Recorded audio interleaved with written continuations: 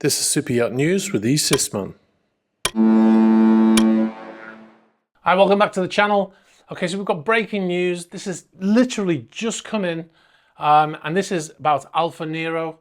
Now, Alfa Nero is in Antigua, and we've talked about it in previous videos. Owned by Andrei Guryev Sr. There's Andrei Guryev Sr. and Jr. They own two boats that we know of, Alfa Nero being one of them, and the second one being Luminosity, which is in Montenegro. Now, this story concerns Alfa Nero, and reports are coming in that Alfa Nero, and we're breaking this news, Alfa Nero is being boarded by the FBI and Interpol in Antigua this morning. Well, this morning in Antigua time. So obviously there's between Europe and there's like a 6-hour time difference, but we're just getting that information in. So the Alfa Nero is an 82-meter or 266-foot super yacht built by Ocean Co. And it's been laid up in Antigua since the start of since the invasion of Ukraine. The reason being is that the owner, Andrei Guryev Sr., he was not under sanctions at this time, but the restrictions placed on Russian yacht owners was so severe that they affected even owners that weren't sanctioned. So things like the blocking of the SWIFT system in Russia and blocking of certain bank accounts meant that they were and still are unable to move money around like they used to. And this has caused problems for all the Russian yacht owners. And Alfa Nero was affected. So it's been laid up there with a very skeleton crew. We were told that all of the crew were laid off and they had just a few people on board to look after the vessel. Now, on the 2nd of August this year, Andrei Guryev Sr. and Jr. were added. We covered this on the channel as well. They were added to the US sanctions list. And it would seem that as a result of those sanctions now from the US, that they've actually gone to Antigua and boarded the vessel. Now, we've not been able to confirm this independently, but we have a good source that tells us this is what is happening. The yacht is reportedly worth $120 million. We will monitor the situation and we'll bring it to you as soon as we know. It does seem that the US has done what the UK did not do with motor yachts Garçon and Halo, and that is go and board that vessel before they had a chance to leave, even though they were effectively invited to do so by the government of Antigua. So as soon as we have more on this story, we will bring it to you. If you're in Antigua right now and you're close by, please be sure to go and have a look, and you can contact us if you get any photos or video at the normal places. Okay, so we'll move on to the next story. Okay, so we've got some information about an upcoming auction for a formerly Russian-owned super yacht, and we've covered it before. You might remember we actually broke the story on the channel in March. Motor yacht Axioma was heading to Turkey. Now, we tracked the vessel crossing the Atlantic, and what we found interesting is that the yacht was, according to sources, well-informed sources, the yacht was heading to Turkey. Now, this was at the beginning of the invasion of Ukraine, when a lot of the yachts were scrambling to get away from places where they likely could be arrested. And the vessel was heading across the Atlantic, and the information we received is that the vessel was heading to Turkey. But it made an unscheduled stop in Gibraltar, which was very strange, and it was promptly arrested when it got there. It was allowed to dock, and then agents from the Admiralty boarded the vessel immediately, and the vessel was arrested. Since then it has been seized, and now we can see that the vessel is going to be sold next week. So a couple of weeks ago, I put out a poll asking people how much they thought the vessel was going to sell for. Please be sure to check that out. I posted it on YouTube in the community, so it should show up in your feed.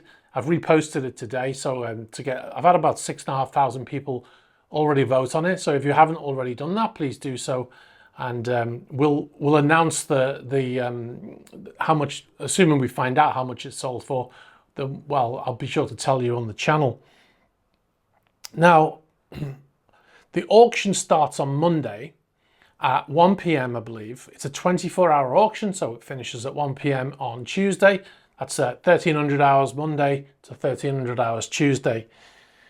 Now, what we are told is that people have been viewing the vessel, and people are viewing the vessel today and tomorrow, Saturday and Sunday.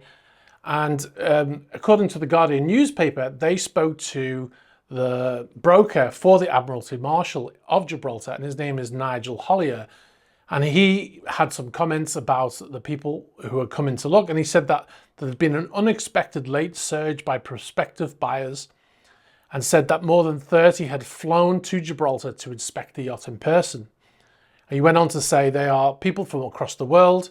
They are people who own or have owned boats of similar size and have been attracted to this boat because of the judicial sale process, and they're convinced that they're going to get a bargain. And he said that more potential buyers are booked in to see the boat over the weekend, as I just said.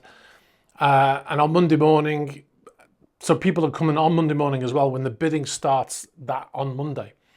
So what, in my experience, seasoned yacht owners, as they referred to in that, people who actually own boats or who are looking to get a new boat, they very often have crew, like a chief engineer and a captain, and they will send their chief engineer and their captain to inspect the vessel, because they might go to look at it just to see what it's like inside the decor and stuff, but to have a proper report done, you send your chief engineer and your captain, they will give you a proper report on what they find and how much they think that you'll have to spend on it to get it up to scratch where you want to be, right? So now, if you're one of those engineers, one of those chief engineers, or anybody who's going to look at this vessel, there's something that you might want to check out before you make a bid on Monday. We've been speaking to people who have knowledge of the vessel, and they're saying that there's a problem with the vessel in terms of the tender garage. So the tender garage door sits below the waterline. So when you open the tender garage door and the water pours in, it can be ankle high in the tender garage. So that is obviously a concern. So what they have to do is they have to ballast the vessel before they open the tender garage door, which means that the vessel is sitting straight like this. They have to use the tanks to ballast the vessel, to lean the vessel over like this, and then they can open the door without the water coming in. So I can't confirm any of this independently, but what you can do is look at the footage that we shot when we were in Gibraltar in April, and you can see the tender garage door here on the starboard side. You can see the lines going down each side, but you cannot see the bottom of the door.